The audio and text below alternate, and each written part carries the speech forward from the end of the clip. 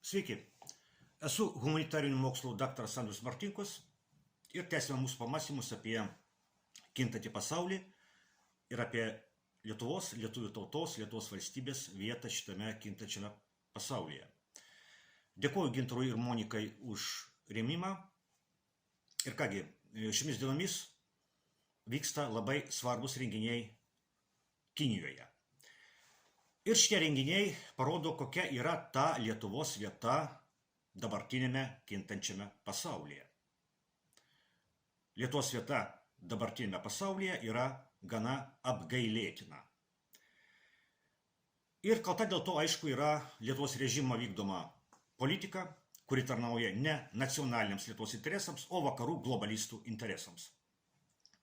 O Kinijoje šiomis dienomis vyksta 2 pasaulinio masto renginiai. Ką tik baigėsi Šanchajaus bendradarbiavimo organizacijos valstybių vadovų susitikimas, o šiandien Kinijoje švenčiamas pergalės antrajame pasaulinėme kare 80 metų jubiliejus. Šanchajaus bendradarbiavimo organizacijos suvažiavime dalyvavo daugiau kaip 20 valstybių, tarp jų buvo 2 Lietuvos kaimynės – Rusija ir Baltarusija, aišku, pati Kinija, ir didžiausia pasaulio demokratinė valstybė Indija.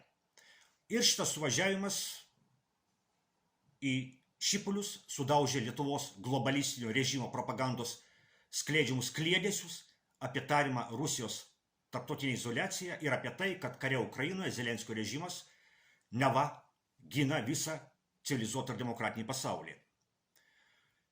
Kinija ir Indija yra didžiausias pasaulio valstybės, kuriuose gyvena beveik 3 milijardai žmonių.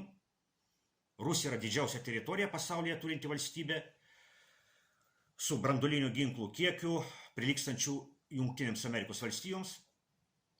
Visoje Lietuvoje, ne tik visoje Lietuvoje, galim dar pridėti Latviją ir Estiją, visose šitose 3 labai aršiose valstybėlėse, rusofobinėse, gyvena tiek žmonių, kiek labai vidutinio dydžio viename Kinijos mieste. Bet Lietuvos režimas skelbia, kad Lietuvos kaimynės Rusija ir Baltarusija, o taip pat ir Kinija, yra Lietuvos priešai.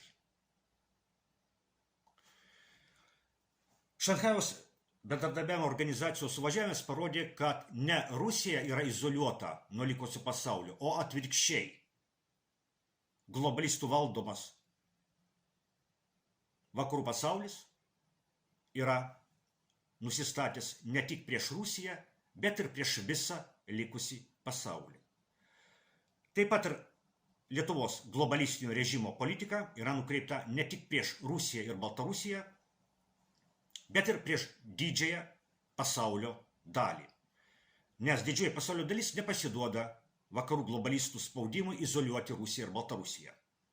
Negana to, savo laidose nuolat pabrėžiu, kad Lietuvos režimo vykdoma politika yra nukreipta ir prieš pačią Lietuvą, prieš lietuvių tautos ateitį. Nes visiškai akivaizdu, kad vykdant tokią politiką, kokia buvo ir tebėra vykdoma pastaruosius 35 metus, lietuvių tauta Lietuvoje ateities neturi. Tai liudija banalus faktas, kad Lietuvos globalistinio, ar galima sakyti, landsbergistinio režimo valdymo pasekmė yra nuolatinis lietuvių tautos nykimas Lietuvos valstybėje. Ir šioje vietoje pats laikas prisiminti Antrąjį pasaulinį karą, kurio pabaiga šiandien švenčiama Kinijoje. Bus didelis paradas karinis, kuriame stovės tribūnose Xi Jinpingas, Putinas, Lukašenka turbūt, na ir kiti Lietuvos priešai. Priminsiu, kad Antrojo pasaulinio karo veiksmai Europoje pasibaigė keliais mėnesiais anksčiau, tada, kai kapituliavo nacistinė Vokietija. O Azijoje ir Ramiajame vandenyne Antrojo pasaulinio karo veiksmai pasibaigė tada, kai kapituliavo Vokietijos sąjungininkė Japonija. Prieš tai buvo bombarduoti, kaip žinome, Japonijos miestai, nebuvo jokios prasmės jų bombarduoti, karinės prasmės, bet amerikiečiai jos bombardavo atominėmis bombomis, tam, kad pirmiausiai įbauginti Staliną, kad Stalinas matytų, kad amerikiečiai jau turi bombą, kurios Stalinas neturi.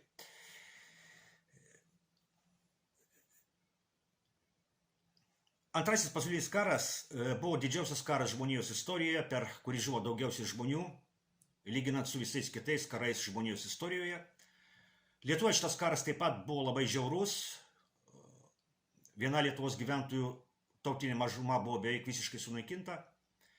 Buvo nužudyta daugiau kaip 90% Lietuvos žydų. Tai gerai žinomas ir dabartinio Lietuvos režimo dažnai minimas faktas. Tačiau yra ir kitas faktas, kuris dabartinio Lietuvos režimo yra nutylimas, nes yra labai nepatogus, ypač dabartinėje geopolitinėje situacijoje. Tas faktas – tai Hitlerio planai Lietuvos atžvilgių. Kokie buvo tie planai? Vokietijos pergalės antrajame pasaulinėme kare atveju Lietuvos lauktų kolonizacija, kaip beje ir Latvijos, bei Estijos, ir Baltarusijos. Didžiąją dalį lietuvių buvo numatyta perkelti į rytus, kažkur į Rusiją. Taip, kadangi rusai ir lietuviai vokiečių požiūrių buvo nevisaverčiai, slavai nevisaverčiai, baltai nevisaverčiai, tik tai lietuviams būtų vieta ten gyventi kažkur su rusais. Visų rusų išnaikinti nebuvo įmanoma. Patys vokiečiai apie tai rašė, kad tai būtų nepataisoma, tai būtų mums morališkai nepakeliama išnaikinti tiek daug žmonių.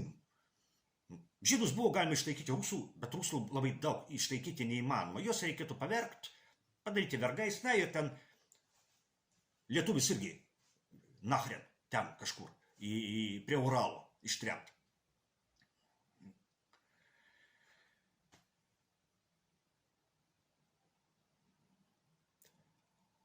O kas liktų likusiems Lietuvoje lietuviams? Ten gal 40% liktų, gal 30%. Jie būtų germanizuoti, jie būtų suvokietinti, kitaip tariant, paversti vokiečiais. Kaip Lietuvos teritorija buvo išvalyta nuo žydų, taip ji būtų išvalyta ir nuo pačių lietuvių. Tik netokių žiaurių būdų ir ne taip greitai. Bet jeigu Hitlerio planas būtų įgyvendytas, šiandien Lietuvoje vargu ar dar būtų kalbama lietuviškai. Bet hitlerinė Vokietija karą pralaimėjo. Karą laimėjo Tarybų socialistinių respublikų sąjunga. O liaudiškai sakant, kaip liaudiškai sakoma, karą laimėjo rusai. Ir valdant liaudiškai sakant, rusams Lietuvos Tarybų socialistinėje respublikoje lietuvių tauta didėjo ir vystėsi. Lietuvoje pirmą kartą istorijoje atsidūrė kartu Vilnius ir Klaipėda. Negana to, būtent tarybiniu laikotarpiu Vilnius ir Klaipėda tapo lietuviškais miestais, kuriuose dauguma gyventojų kalbėjo lietuvių kalba. Anksčiau buvo kitaip. Klaipėdoje buvo kalbama daugiausiai vokiškai, Vilniuje daugiausiai lenkiškai ir žydiškai.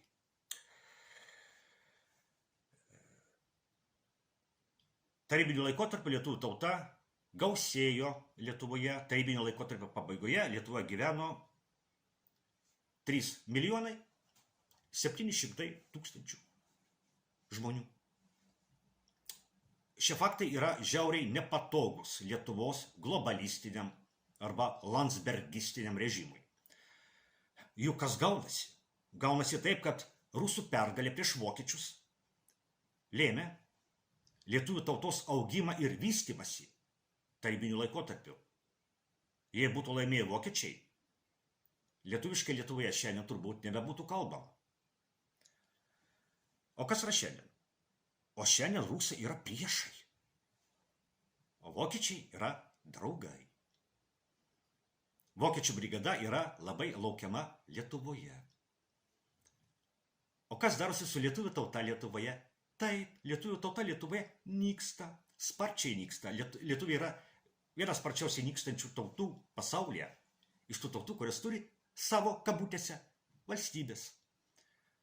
Ar neįdomus sutapimai? O gal čia nesutapimai? Gal Landsberginiai padarys tai, ko nepadarė Hitleris? Nagi prisiminkime, visada reikia prisiminti Nijolės Oželytės šitos Landsbergių Lakštingalos žodžius, kai jinai pasakė, kad po 100 metų Lietuva išnyks ir tai bus gerai. Bet to paties norėjo ir Hitleris. Čia sutapimai ar ne? Pamąstykime apie tai. Šiandien tiek ir iki kitų kartų.